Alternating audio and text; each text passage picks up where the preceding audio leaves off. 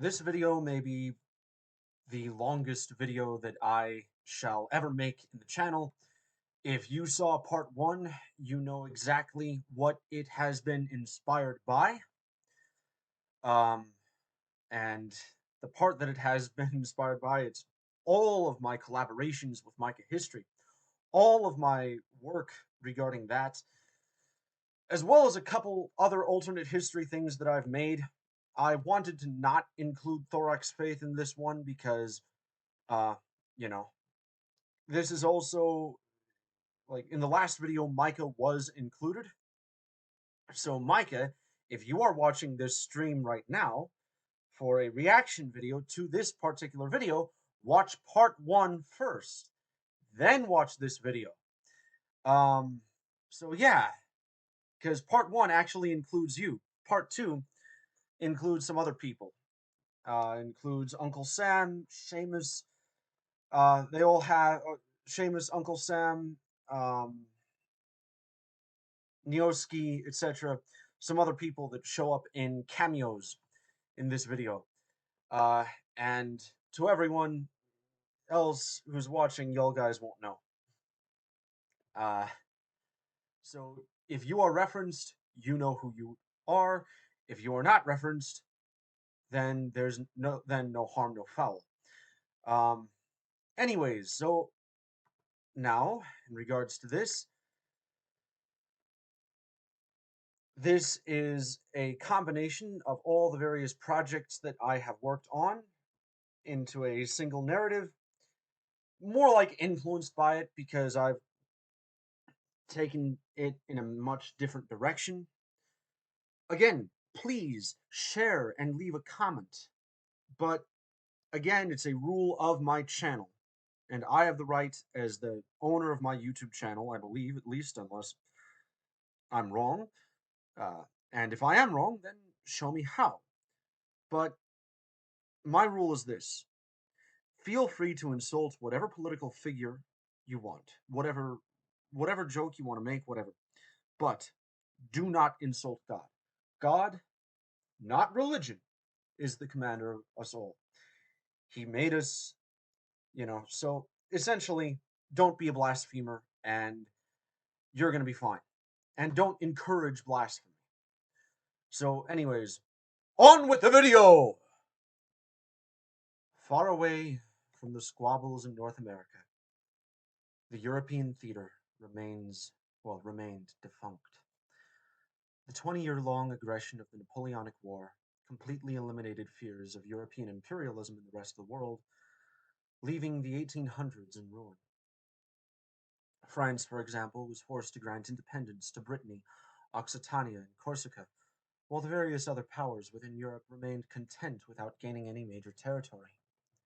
Even the Ottoman Empire, once the dominant superpower in Europe, was forced to transform in order to preserve itself. After various minor ethnicities were given independence, Greek-speaking peoples conquered Constantinople and re-established the Eastern Roman Empire. Though its claims to Byzantine legacy are shaky at best due to the presence of a continued Byzantine and self-identified Roman population within Trebizond. The various new states established in Europe post-war were liberalized, yet highly theocratic constitutional monarchies with a dominant identity in maintaining the status quo and promoting peace, though even this was challenged. Following the collapse of the Ottoman Empire, the Great Jihad was declared by Islamic nations, demanding the return of Mecca, Medina, majority Islamic lands, and even the city of Al-Quds, Jerusalem itself. As the various European nations could not challenge the power of Islam's wars of revenge, Christendom was forced to sign a humiliating peace deal. In this, even the Reconquista was reversed as the forces of Islam committed brutal genocides in all conquered territories, marked by instances of either killing or forced conversion. It is this loss in the war, along with the rampant poverty throughout Europe, that caused the various peoples in the subcontinent to consider places for them to depart to. First is the United States of America, and while they remain prosperous, their ideology is too similar to the liberal ideology of America before. They could also attempt to go to Russia, whose wide frontier was accepting of any immigrant, though the land remains too inhospitable for any Western European settler to arrive. What's worse, Russia became covered with famines, unable to truly support the arrival of new immigrants from the European subcontinent. Meanwhile, the Far East tells us a different story. During the mid 1700s, a terrible famine devastated Japan, leading to the end of the Edo shogunate and the beginning of a new empire. This Japanese nation slowly began to modernize and accept teachings and influences from the West, though they used these Western advances to come up with their own inventions for the purpose of survival. Through this, the Japanese Empire slowly began its colonial ventures, conquering Korea in 1802, annexing Taiwan in 1807, invading the Philippines in 1809, and establishing outposts in what is now Vladivostok today. Soon, the Japanese managed to increase the size of their empire far to the south, with a new colonial mission from the imperial government established to colonize the land of Australia. However, these colonization efforts were not perfect, as the imperial Japanese government itself was met with many weaknesses in their colonization attempts. Australia is a vast and inhospitable land, almost impossible for the Japanese to settle there alone. That's why the Japanese government offered Australia as a land for European migrants and refugees to arrive in, and they did in droves. Through this, both cultures began to truly mix and combine in ways previously thought impossible, and true respect was held between the two countries. While most European settlers remained Christian, a new philosophy of chivalric Bushido soon became a dominant counterculture to the influence of Christianity within Japanese Australia.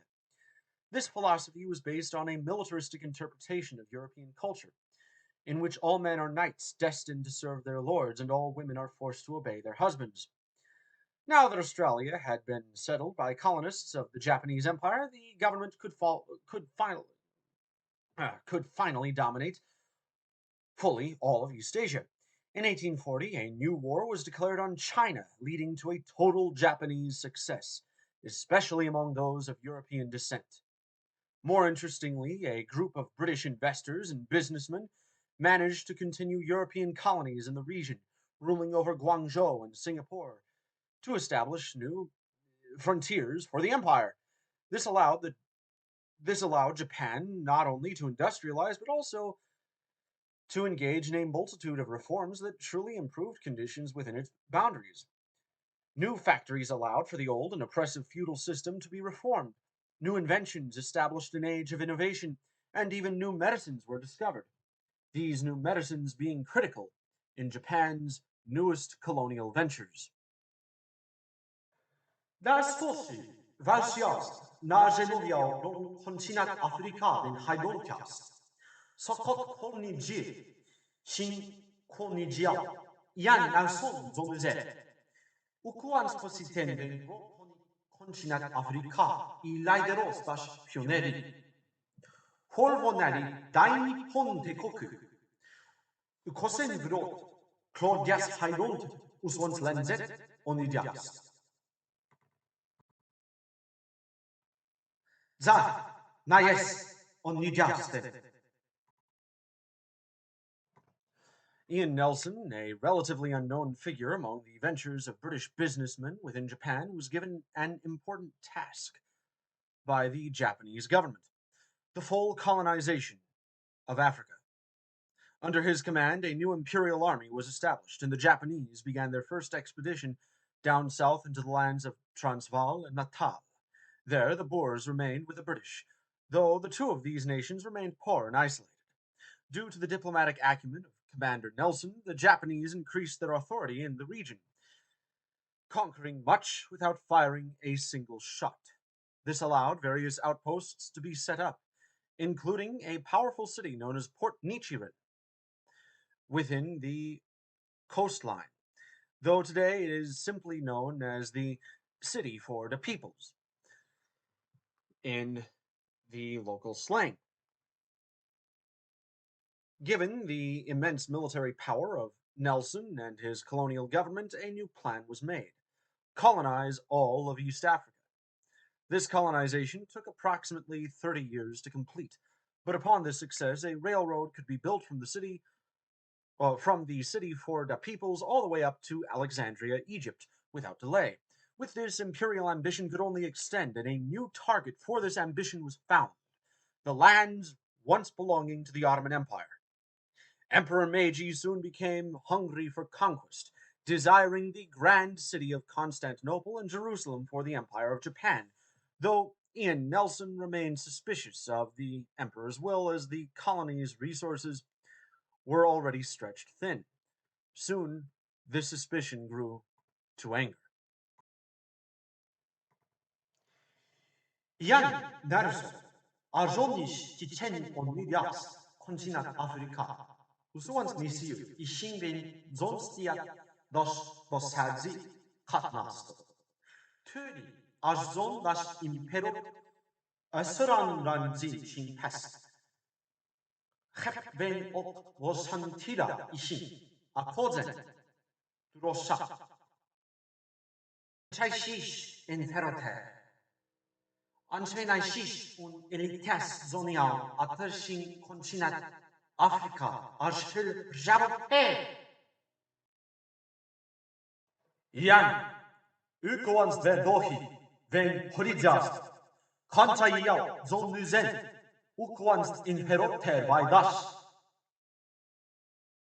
Dukliş, oniryaste, şor krot, işwanst verdohi, ok jivayen kolnyasi uswanst, oniryasten imperoter so, lukyarst. Antayshish ben ukoans verdohi, shine, indus ukoans imperoter selukyasto. Hef makanole. Veridoch das wen, makanole. Ishwans verdoch wen, makanole. Verjon ans kenoran jin. Ukoans urfosen shinji ven shovai, ans pre kun verdoch. Vaidashas fret, makanole. Eventually, Commander Nelson was convinced to lead the charge of Japanese expansion into the north, no matter how reluctant he was. First, he established a large canal throughout the Suez, allowing the ships of the Japanese Pacific fleets to enter the Mediterranean and dominate the region. Then, under the command of Nelson's admirals and generals, attempts were made to gain recruit within the mission to conquer land up north. For a long while, local recruits were unviable until the establishment of the Zionist movement within Europe, when a new military commander, Yaakov Hayehudi, took stage. With this support, the Jews and Japanese are now allies in their conquest of the Islamic nations and Byzantium. The war began with the lands of Israel, in which great and epic battles were held, and the true strength and power of the Japanese Empire went unmatched.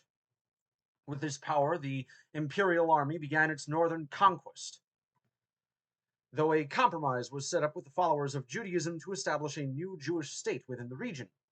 This led to immense outrage from the Islamic world, with a jihad being declared against Japan soon after by the ever-coping and seething forces of Israel's enemies. Commander Nelson and Hayehudi, however, were not impressed, leading to a combined push towards the city of Mecca to once and for all proclaim the eternal superiority of the Japanese Empire. Following a glorious victory in the battle, the city of Mecca was razed to the ground, and even the grave of Muhammad was ripped out and thrown into the Red Sea. Hayehudi's men knew very well the importance of the grave in Islamic theology, and by destroying the grave of the Prophet of Islam, they managed to completely demoralize their Muslim enemies. This allowed the faithful servants of the Japanese Empire to march northwards, where they noticed the Byzantine Empire in a massive crisis. Byzantium was already in a civil war between multiple factions, with the intense combat between each other leading to multiple genocides. The most notable was the Armenian genocide, when Muhammad al-Kababi, commander of the Armenian Islamic forces, gathered his men to kill 6 million Christian Turk so they could worship the dragon in Quran in peace. Of course, this led to violent reprisals from the empire, and if you know, you know. Soon, the forces of the Japanese Empire advanced north towards Iraq and Syria, with Commander Nelson leading the charge against the brutal armies of Byzantium and Islamic remnants. Already, several war crimes were committed by both sides, and the war was more and more brutal as time went on. In several occasions, it even looked like the Japanese had finally been stretched thin, and their colonial empire had succumbed. But that was when a final demand was sent to Commander Nelson from Emperor Meiji, one that both Nelson and Hayahudi were prepared to enact for the grace of their nation and the power of Japan. Isuans, Nisil, Sevret, Odvanchir, Sitias, Konstantine. Au, Inferote. Zoacet. With a new mission prepared, Commander Ian Nelson got his men ready to advance into the north. Even the legions of Japan's enemies, with their greatest strength, couldn't stop the powerful Japanese navy. And with Nelson and Hayahudi at the helm, victory was inevitable, at least in their minds.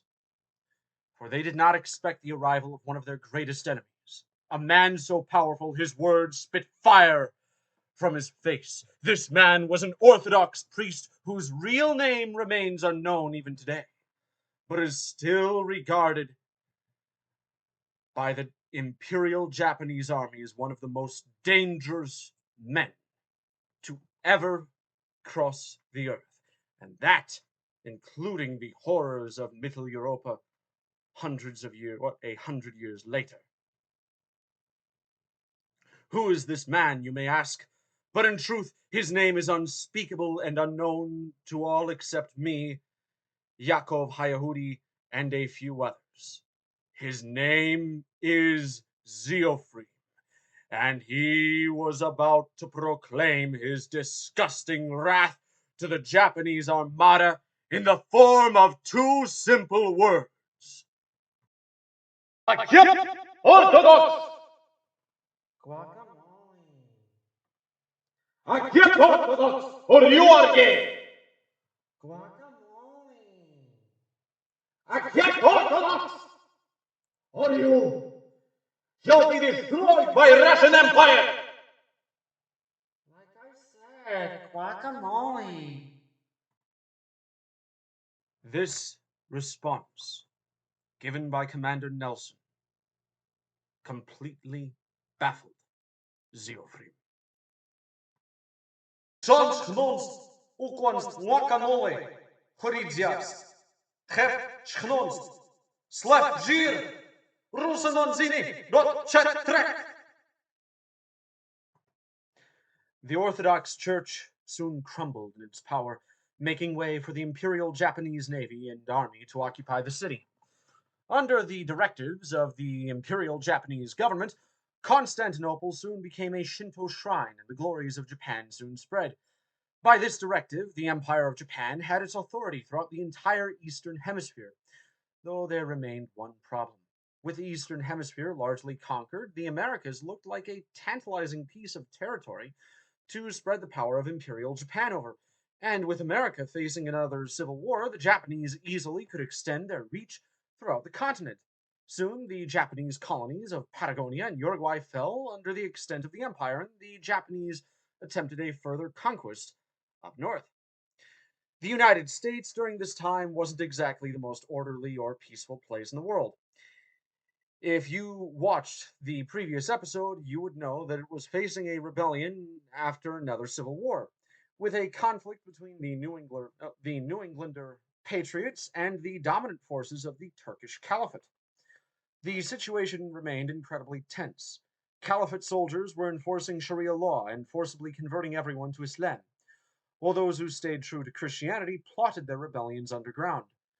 Soon, a new movement occurred, and through this rebellion, the fires of dissidents spread. The cities of Boston, Philadelphia, and New York were in an outrage, firing their weapons against all remaining Caliphate troops in their territory, and soon even the cities of Chicago and Cleveland rose up. The rebellion already had its voices in the South, as the state of Florida, mostly made up of Catholics who despised Islamic rule, well, let's just say, they despised the Turkish Caliphate. In this rebellion, these Catholics established a new order known as the Knights of the Phalanx, destined to the preservation and continuation of Western civilization against the threat of Islamic invasion. The knights engaged in guerrilla tactics against the powerful threat of the Caliphate, and through their noble goals, a new operation was declared.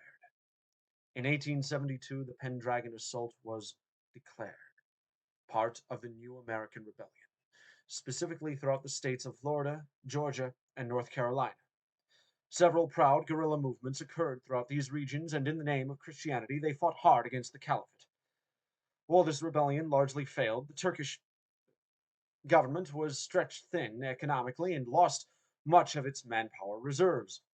This led to a new rebellion within New England, known as the Assault of the Minutemen.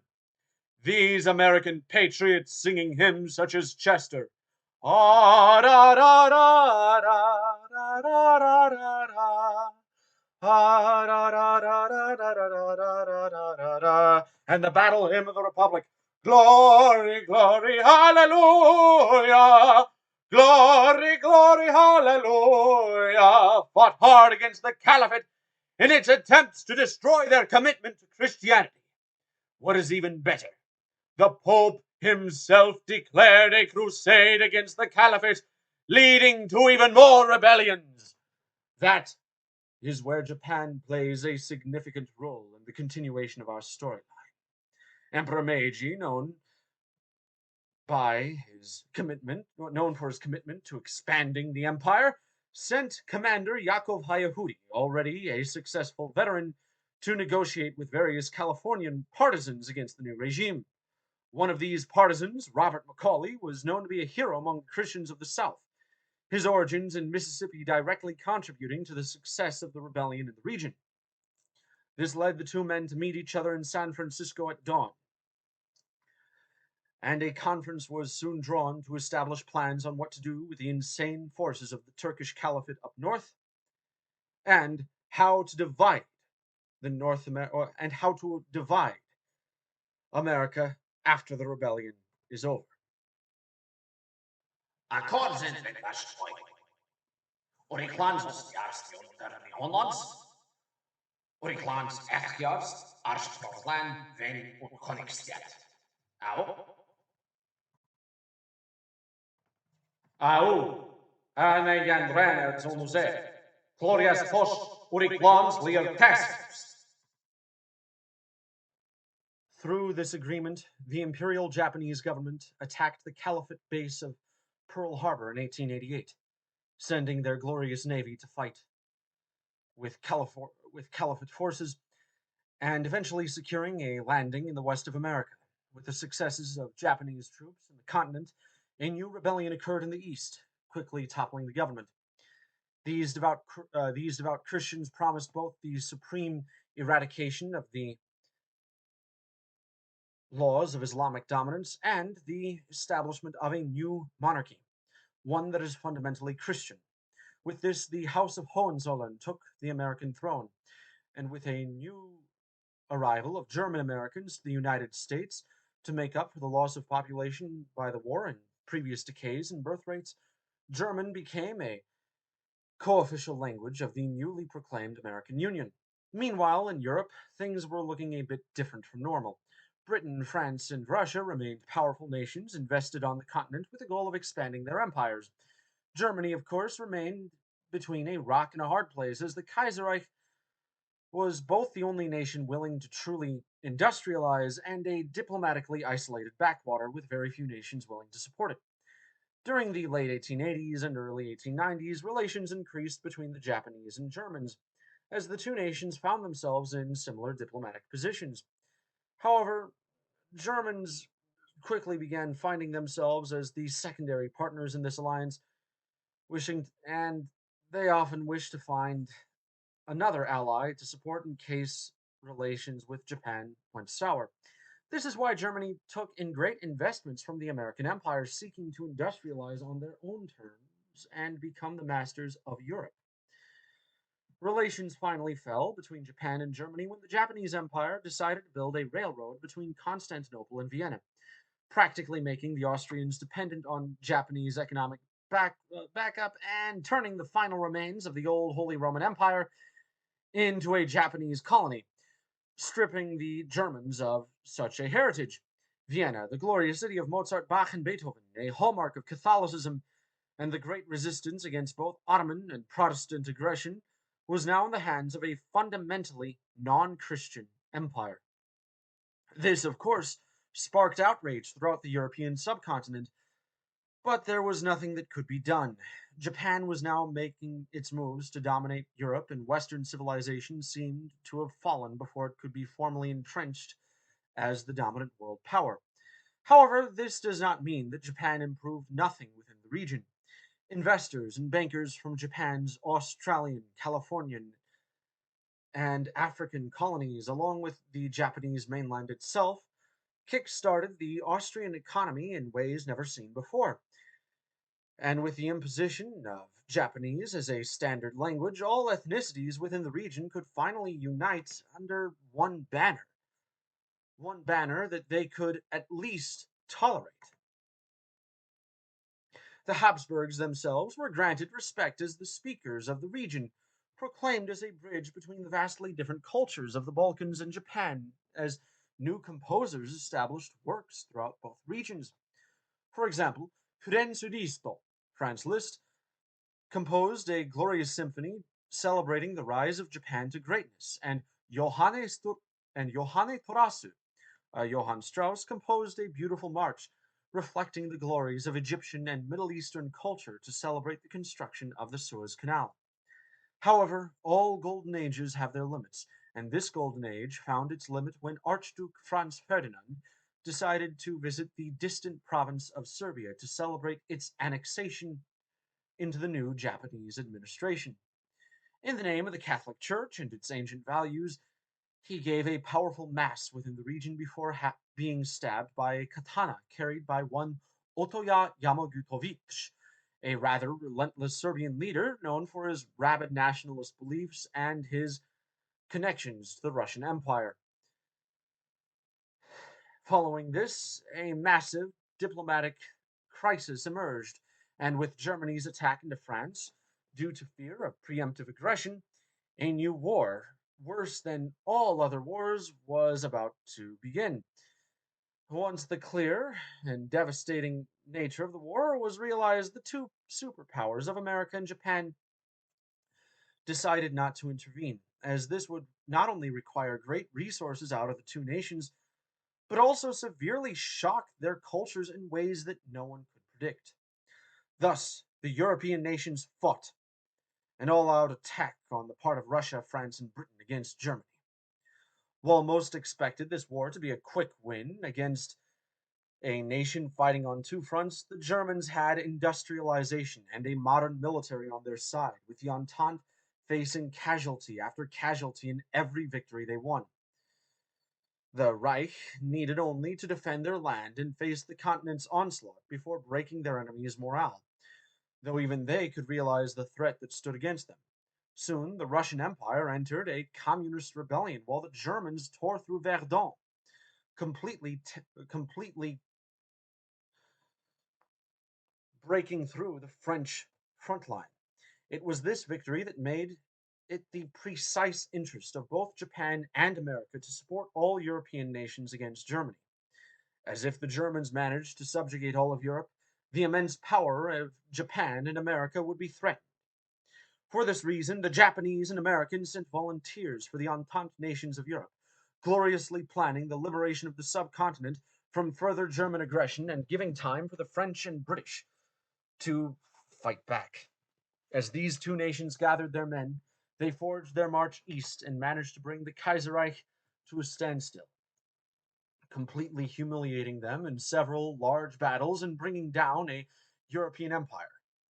While this victory was glorious for nations like America and Japan, it remained bittersweet for the peoples of Europe, as the only nation capable of standing up to Japan and America was defeated. The continent was freed from a local tyrant. But what about a foreign conqueror? These were not the only fears that the people of Europe had to worry about, as another menace remained a strong affront to all the continent's noble sensibilities. You see, while Germany was brought to its knees, its defeat was not total. The Treaty of Versailles promised Germany full control over its government, and the German Kaiser was obliged to be its ruler. This led to the false perception among the German masses that he was an American or a Japanese puppet. And with the German people falling to these distortions, new movements expanded throughout the nation. One movement, known as accelerationism, took power among leaders of the German military, a movement bent on the forced industrialization and technological advancement of the German nation to not only match but exceed that of other nations, creating a new European order that could stand on its own. While formerly led by a Council of 12, the accelerationist Spartan Party gained a solid commander in the form of Martin Fritz, a Wehrmacht general with a solid plan for the future of the nation. On May 20th, 1920, he collaborated with a great many of social democratic and nationalist forces to overthrow the German government. Though upon his succession to the role of basically the German dictator, he remained ever slow in his path to completely reform the German people to an order he deemed worthy of progress. But this order was powerful, for not only did it seek to eliminate all bureaucratic inefficiencies, it also sought to eliminate individuality itself. His close compatriot, Dr. Michael Scherner, invented a serum for the German masses to take, one that would be given in 75 doses in the form of routine checkups, giving the illusion of continued individuality until it's too late to remain an individual. Through this, the people of Germany grew in strength and in conformity, often going to the gymnasium, excelling in academics, and working in factories without taking breaks. This allowed the formation of a hive mind, one in which the German people were stripped of their free will and agency, and the state's demand for absolute obedience and conformity was welcomed by its citizens who now called themselves enslaved gods. Even the German language was replaced as it was deemed too inefficient by the government.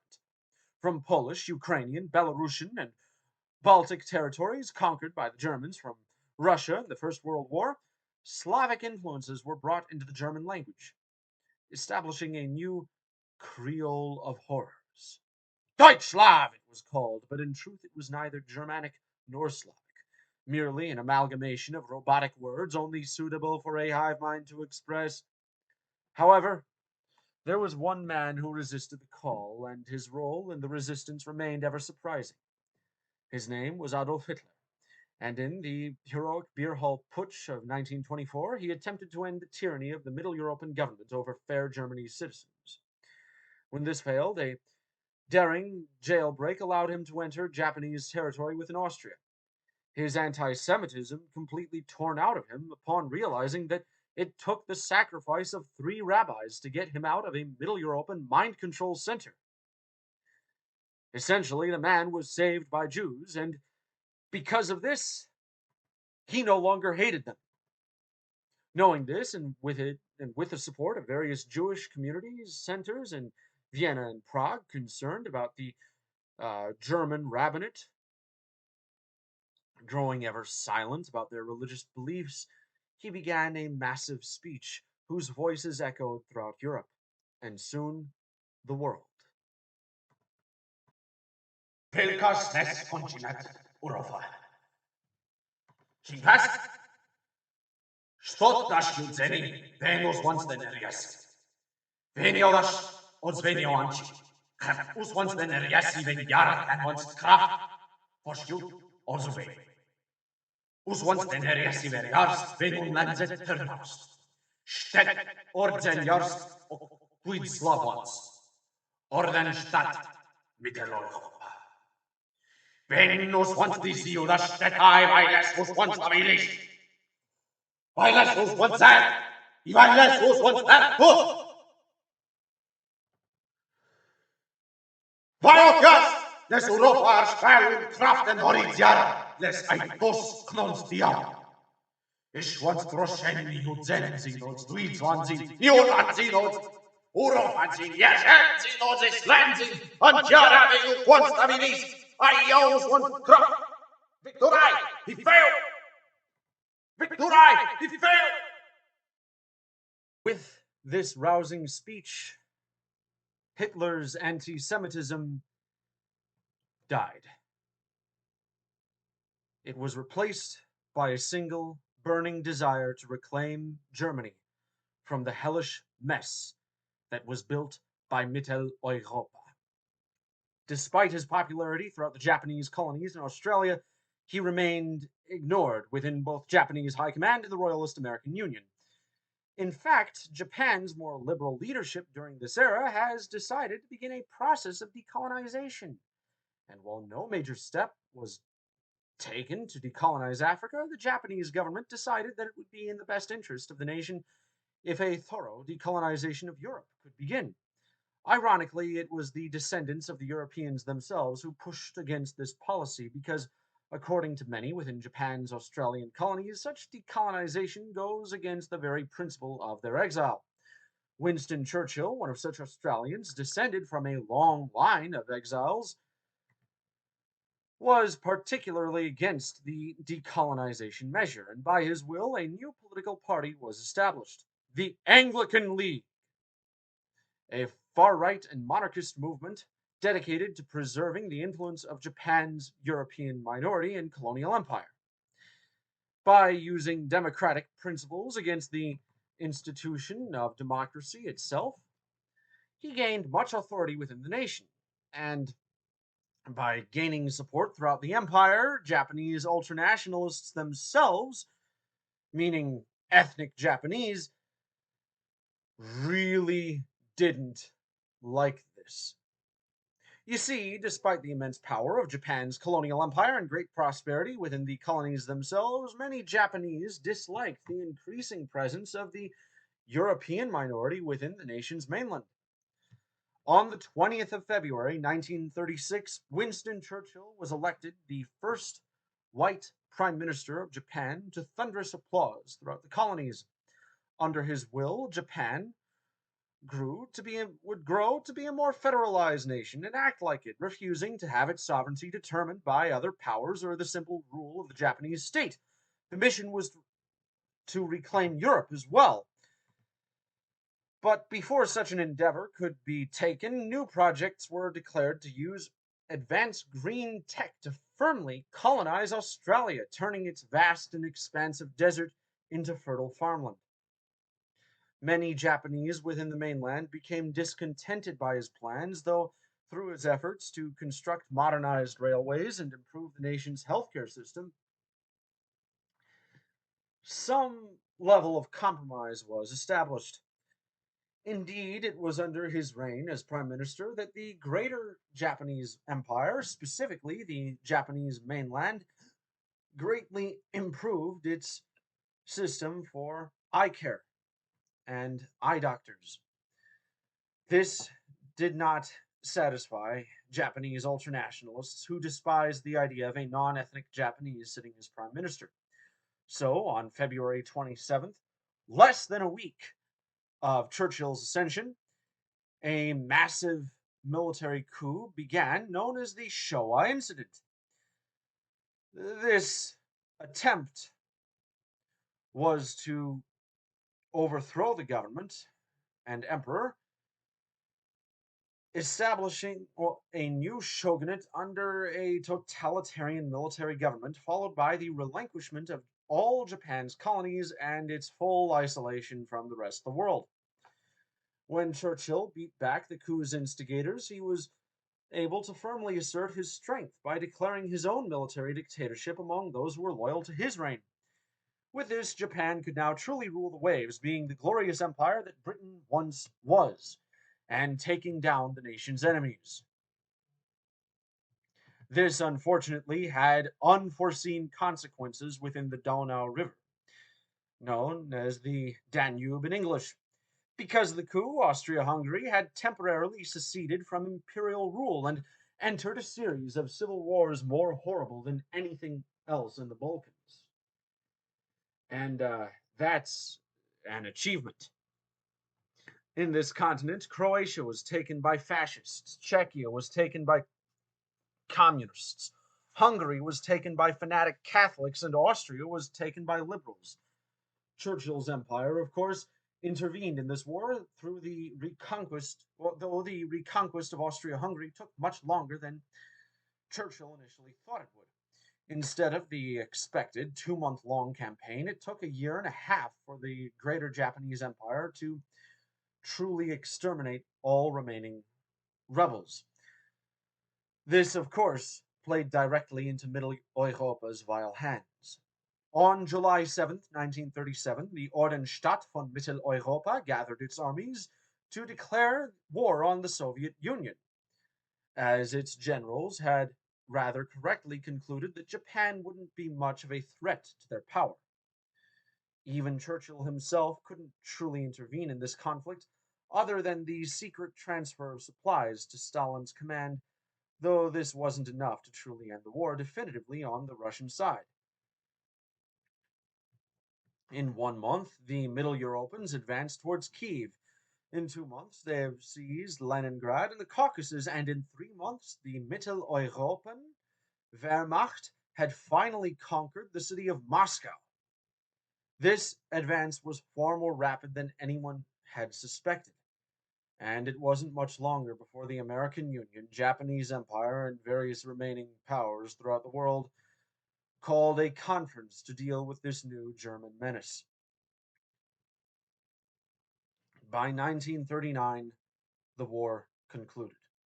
All remains of the Soviet Union were exiled to a rump state within Siberia, as the nations of Europe had prepared their militaries to fight the forces of Mitteleuropa, though none knew when the inevitable onslaught was unleashed. Emperor Owen I of the American Union soon announced the creation of the Eternal Coalition as the last hope of not only Europe, but the world, in its immense fights against the totalitarian might of Mitteleuropa. Within this alliance contained the major powers of Japan, America, France, Scandinavia, and Britain, five great nations that would forever have a profound impact on the world stage in their resistance against the esteemed power of Mitteleuropa. Hoshi, ven Shingorian dash Kotaliu. On September 1st, 1939, the war that had been long expected began as the Middle Europans invaded Belgium, a nation long promised independence from their vile coalition. Within this conflict, the Wehrmacht High Command ordered a regular attack into the brunt of French defenses, and the French unfortunately realized a heinous truth regarding the destiny of their nation. Whatever weapons they fired at the Middle Europans, whatever surprise or ambush they attempted, was always outsmarted. Even French tanks couldn't stand against Middle Europa's powerful assault fighters, leading to the destruction of the entire French army and the forced capitulation of France. This conquest was concluded by no surrender, no treaty made, but a brutal march throughout all captured territory. Great historic monuments and architecture remained only as taunts against the remainder of eternal coalition nations, while the Mitteleuropans moved to their next targets of Spain and Italy, their vile soldiers declaring no less than a total victory over these nations. Even the Pope himself was not spared, but rather made to watch as faithful Catholics were slowly mind controlled and turned into Mitteleuropa's perfect zombies or put into torture chambers built specifically to cause prolonged suffering. Soon, Mitteleuropa expanded their assault into Japan's colony in Austria-Hungary. Lands never truly recovered from the brutal civil war that occurred less than 2 years before. This conquest was as rapid as it was successful, as even Hitler himself was reluctantly forced to flee his home a second time. Upon this conquest, the Middle Europeans for the first time celebrated their victories before the commencement of the second anti-human assault, though even then, this celebration lasted a single day. It lasted only a single day. This was soon when they decided to gather their men and attack one of Japan's final cities, Constantinople. In this struggle, Japanese colonials and locals were able to unite against the double eagle, uh, well, under the double eagle, as a new miracle was expected over the city. And while the brave forces of Churchill fought hard, they fell within a matter of minutes to the ever-increasing power of the Middle European onslaught. I want you to guess how long it took for this to happen, since the initial onslaught of Middle European troops. 2 years, 1 year, 6 months, 2 months, 1 month.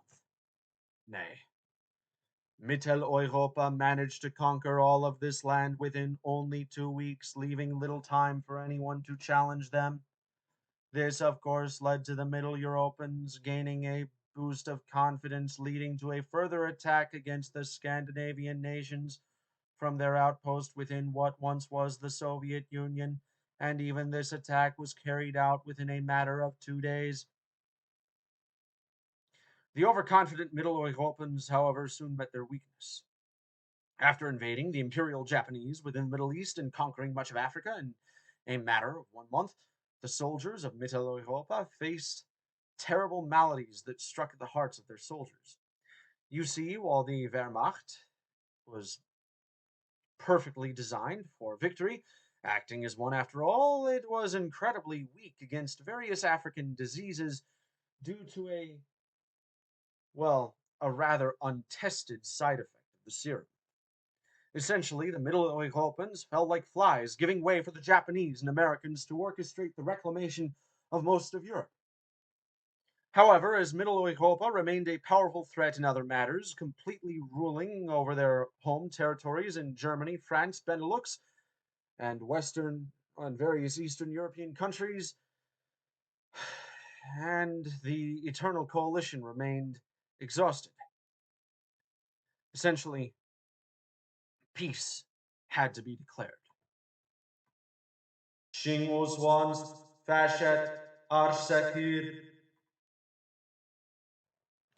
With this came the introduction of a new Cold War in which all nations conspired against the Mitteleuropans in secret, awaiting their resurgence in power. However, new weapons were made to fight the menace to the north, weapons forged in the crucible of defiance.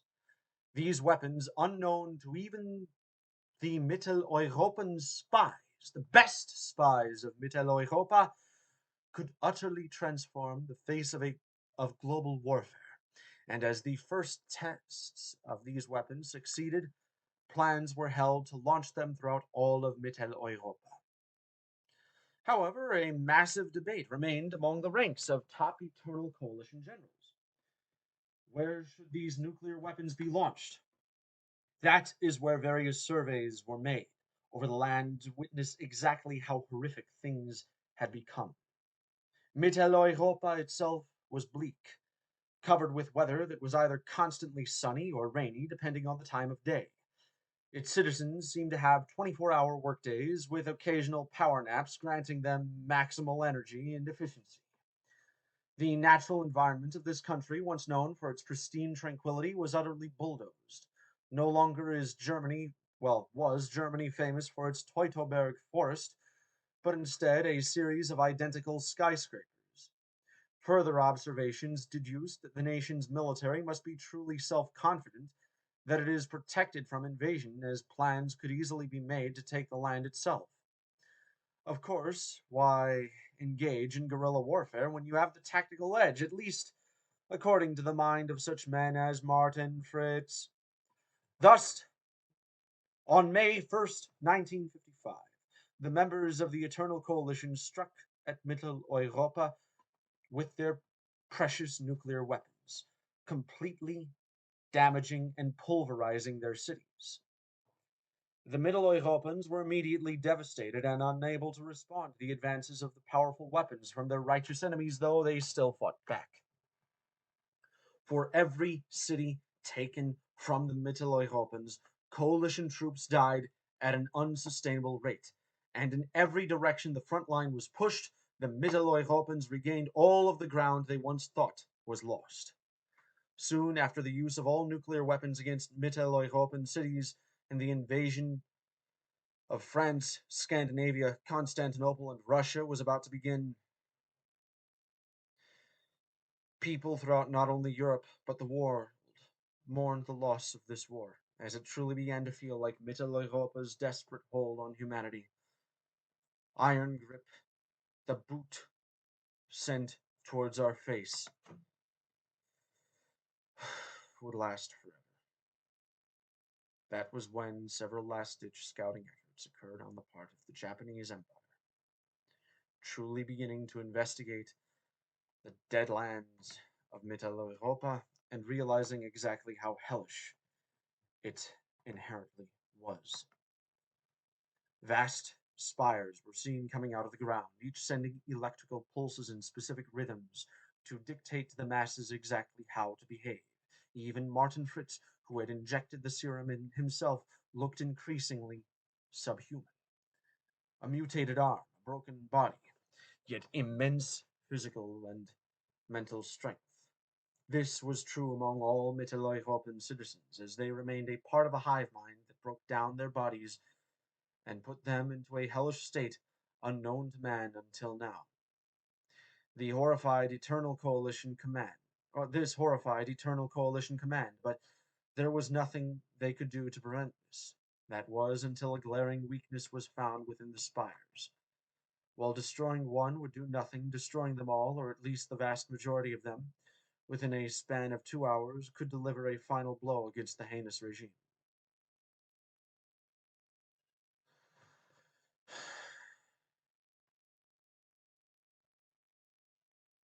And thus Battle Plan Kamikaze was made, and the air forces of all nations within the Eternal Coalition were prepared to fight off the insane technological menace that had stolen the beautiful German nation and corrupted it so badly it made Adolf Hitler work with Jews to oppose it. These loyal aircraft were to fly in suicide missions, never to see their families or loved ones again. This was for the glory not of one empire, not of one nation, but the salvation of humanity, preservation of the arts, and the worship of God, and all men in the world knew this. This plan was a resounding success as Japanese and American planes bombed the everlasting crap out of the Mitteleuropans, the most successful bomb being nicknamed by Emperor Owen as the Crispy Fritz, as it incinerated the Mitteleuropan Ordenstag, the equivalent of the Reichstag. However, the tragic aftermath of this plan could not be understated. While everyone expected a more golden Europe and world to emerge out of a newly liberated Mitteleuropan population, it turned out that the loss of the spires themselves simply took away their strength and intelligence, turning the once proud ethnicities into little more than mindless zombies, slowly withering away into the ground. That wasn't even the worst effect of this plan, as a last ditch effort caused the Mitteleuropans to skyrocket all of their most powerful missiles towards the rest of the world, ensuring what they believed would be mutually assured destruction. While the overwhelming majority of these nuclear weapons were blocked, two of Mitteleuropa's most powerful bombs landed in the cities of Hiroshima and Nagasaki. With this, Crown Prince Seamus I of Utah, who was staying in Japan, delivered an address throughout the nation and the world. Ardash uswans shvetjar, uriklans, nihonlans, idash kotaliu leshinjast vik, idash kraften horidziast orden stadt Europa idlechtjast. Dash orden stadt kon Europa.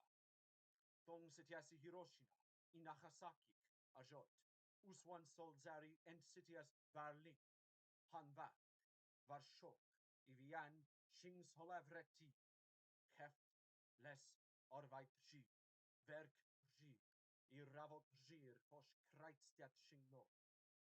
Europa idlechtjast ven unter Arskolnjasjast, I Les dash Velzer, dash Proklan Rgi.